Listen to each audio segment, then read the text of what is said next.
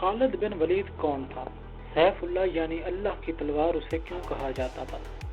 دوستوں میرا نام ہے محمد یوسف، میرا یوٹیوب چینل دیکھ رہے ہیں جناب فش۔ دوستوں آگے بڑھنے سے پہلے گزارش ہے کہ آپ ہمارے چینل کو سبسکرائب کر دیں تاکہ ہماری ہاتھ میں آنے والی ویڈیو کا نوٹیفیکیشن آپ کو ملتا رہے۔ دوستوں چلتے ہیں اپنی ویڈیو کی طرف۔ خالد بن ولید ابن مغیرہ رضی اللہ تعالیٰ عنہ 22 ہجری اپنے خاندان قریش کے بہت ہی نامور اشراف میں سے ہیں۔ ان کی والدہ حضرت بی بی لبابہ صغرا رضی اللہ تعالیٰ عنہ ام المومنین حضرت بی بی میمونہ رضی اللہ تعالیٰ عنہ کی بہن تھیں۔ آپ بہادری اور فن سپہ گیری اور تدبیر جنگ کے اعتبار سے تمام صحابہ کرام رضی اللہ تعالیٰ عنہ میں ایک خصوصی امتیاز رکھتے ہیں۔ اسلام قبول کرنے سے پہلے ان کی اور ان کے باپ ولید کی اسلام دشمنی مشہور تھی۔ جنگ بدر اور جنگ احد کی لڑائیوں میں یہ کفار کے ساتھ رہے اور ان سے مسلمانوں کو بہت زیادہ جانی نقصان پہنچا، مگر ناگہاں ان کے دل میں اسلام کی صداقت کا ایسا آفتاب طلوع ہوا کہ 7 ہجری میں یہ خود بخود مکہ سے مدینہ جا کر دربار رسالت میں حاضر ہو گئے اور دامن اسلام میں آ گئے، اور یہ عہد کر لیا کہ اب زندگی بھر میری تلوار کفار سے لڑنے کے لیے بے نیام رہے گی۔ چنانچہ اس کے بعد ہر جنگ میں انتہائی مجاہدانہ جلال کے ساتھ کفار کے مقابلے میں شمشیر بکف رہے، یہاں تک کہ 8 ہجری میں جنگ موتا میں جب حضرت زید بن حارثہ اور حضرت جعفر بن ابی طالب اور حضرت عبداللہ بن رواحہ رضی اللہ تعالیٰ عنہ تینوں سپہ سالاروں نے یکے بعد دیگرے جام شہادت نوش کر لیا تو اسلامی فوج نے ان کو اپنا سپہ سالار منتخب کیا، اور انہوں نے ایسی جاں بازی کے ساتھ جنگ کی کہ مسلمانوں کی فتح مبین ہو گئی۔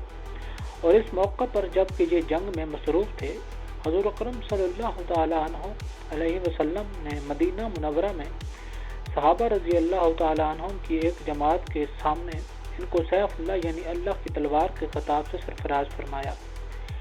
امیر المومنین حضرت ابو بکر صدیق رضی اللہ تعالیٰ عنہ کے دور خلافت میں جب فتنہ ارتداد نے سر اٹھایا تو انہوں نے ان معرکوں میں بھی خصوصاً جنگ یمامہ میں مسلمان فوجوں کی سپہ سالاری کی ذمہ داری قبول کی اور ہر محاذ پر فتح مبین حاصل کی۔ پھر امیر المومنین حضرت عمر رضی اللہ تعالیٰ عنہ کی خلافت کے دوران رومیوں کی جنگوں میں بھی انہوں نے اسلامی فوجوں کی کمان سنبھالی اور بہت زیادہ فتوحات حاصل ہوئیں۔ دوستوں 22 ہجری میں چند دن بیمار رہ کر وفات پائی۔ موتا کی جنگ کے دوران خالد بن ولید نے بازنطینیوں کے خلاف مسلم فوجوں کی قیادت کی اور انہوں نے 629 سے 630 میں مکہ کے مسلمانوں کی فتح اور 630 میں حنین کی جنگ کے دوران مسلمان فوج کے تحت بدویوں کی قیادت کی۔ رسول اکرم صلی اللہ علیہ وسلم کی وفات کے بعد خالد بن ولید کو نجد اور یمامہ میں مقرر کیا گیا تھا تاکہ ان عرب قبائل کو دبایا جائے جو نوزائید مسلم ریاست کے مخالف تھے۔ اس مہم کے اختتام بالترتیب 632 میں جنگ بزاخہ اور 633 میں یمامہ کی جنگ میں عرب باغی رہنماؤں طلیحہ بن خویلد اور مسلمہ قذاب پر خالد بن ولید کی فتح پر ہوا۔ اس کے بعد خالد بن ولید نے عراق میں فرات کی وادی میں عیسائی عرب قبائل اور ساسانی سلطنت فوجوں کے خلاف حرکت میں آئے۔ انہیں ابو بکر نے شام میں مسلم فوجوں کی کمان کرنے کے لیے دوبارہ تفویض کیا تھا۔ جنگ اجنتین 634 اور جنگ فال 635، محاصرہ دمشق 634-635 اور جنگ یرموک 636 میں خالد بن ولید کی قیادت میں بازنطینیوں کے خلاف فیصلہ کن فتوحات حاصل کی، جس کے نتیجے میں راشدین فوج نے لیونٹ کا بیشتر حصہ فتح کر لیا۔ خالد بن ولید کے بعد ازاں عمر بن خطاب کے ذریعے فوج کی اعلیٰ کمان سے ہٹا دیا گیا۔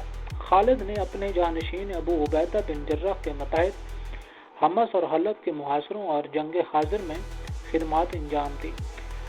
اس جنگوں میں شہنشاہ ہرقل کے ماتحت شام سے سامراجی بازنطینی فوجوں نے پسپائی اختیار کی۔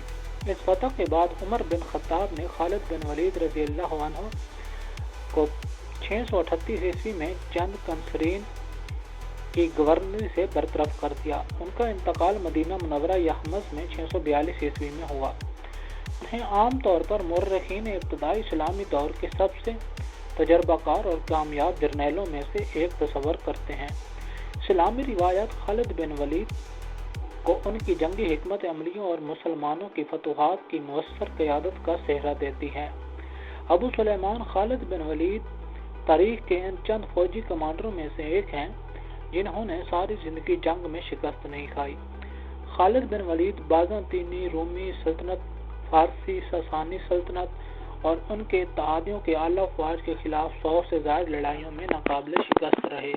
दोस्तों, ये थी हमारी आज की वीडियो। उम्मीद करता हूँ आपको हमारी वीडियो अच्छी लगी होगी। अगर वीडियो अच्छी लगी है, वीडियो को लाइक कर दें, चैनल को सब्सक्राइब कर दें ताकि हमारी हर आने वाली वीडियो का नोटिफिकेशन आपको मिलता रहे। दोस्तों, मिलते हैं हज़रत खालिद बिन वलीद की एक नई किस्त के साथ। तब तक अपना बहुत सारा ख्याल रखिएगा। अल्लाह हाफिज़।